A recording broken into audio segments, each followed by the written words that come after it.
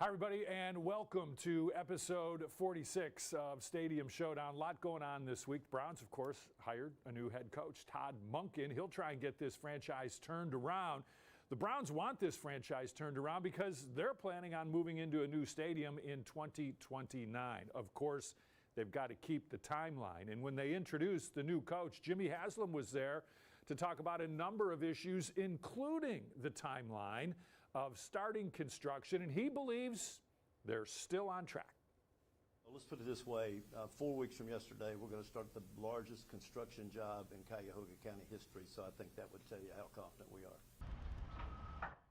Now, County Executive Chris Ronayne, very vocal in his opposition to the Browns' new stadium. The question is, now that this is full steam ahead, is the county executive still against the new stadium in Brook Park? 19's Harry Boomer sat down with the executive to find out.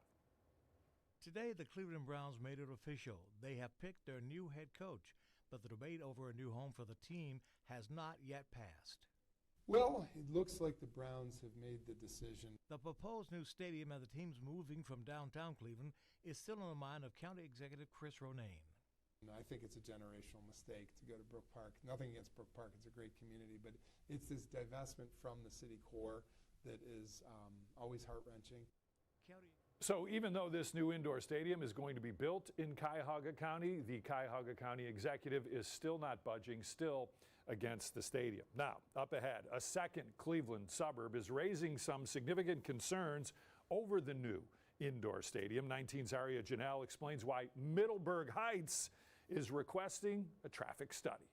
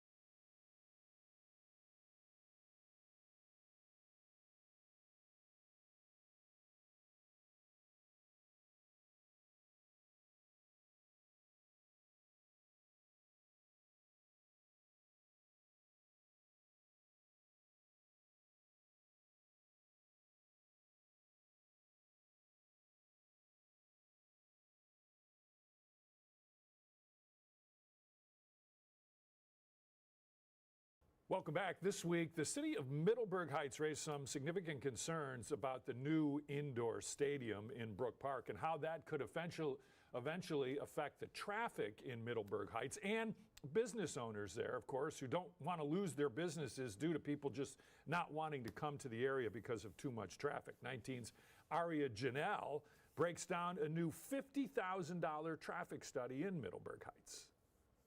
This traffic study is going to focus on Bagley Road, specifically the section right near Engle Road. I'm told that during peak hours, it can get pretty congested here already.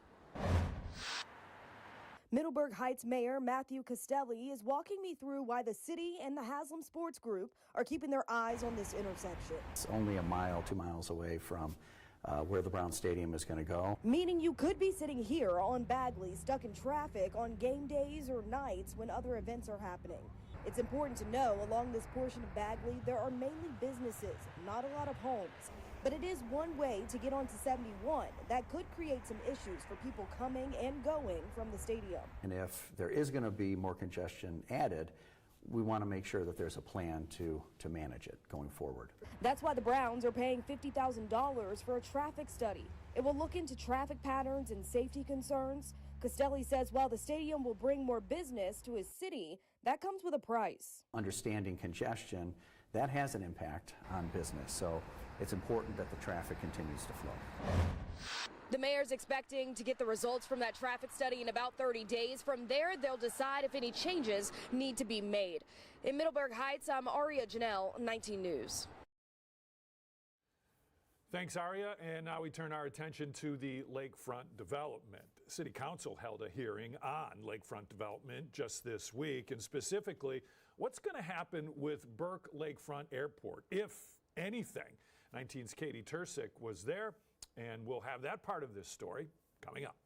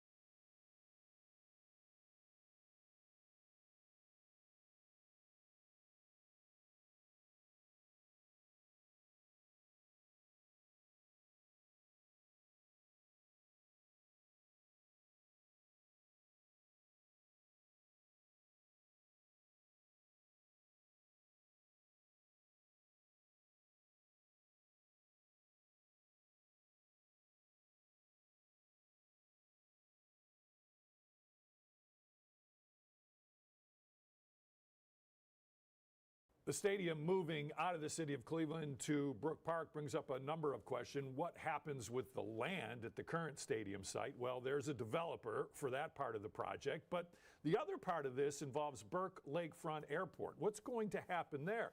There are ongoing talks involving City Council. 19's Katie Tersick spoke with local leaders.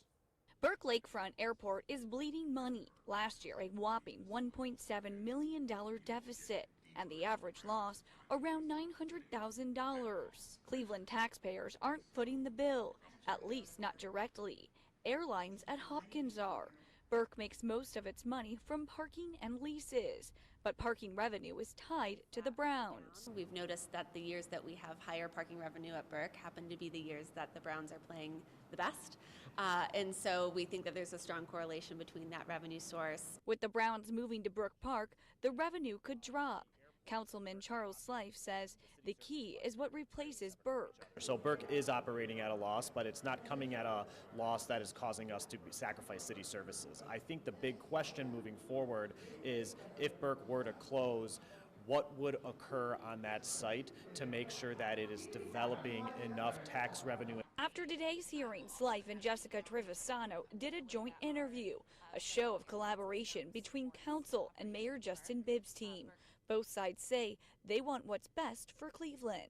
Thanks, Katie, and you can be sure we'll keep the latest on the lakefront and at Burke Lakefront Airport as the city considers the development in both of those areas. That's going to do it for this week's edition of Stadium Showdown. Thank you so much for watching. If you missed an episode, scan the QR code right there on your screen and catch up on all of our past coverage, our weekly coverage, on the free 19 News Plus app. See you next week.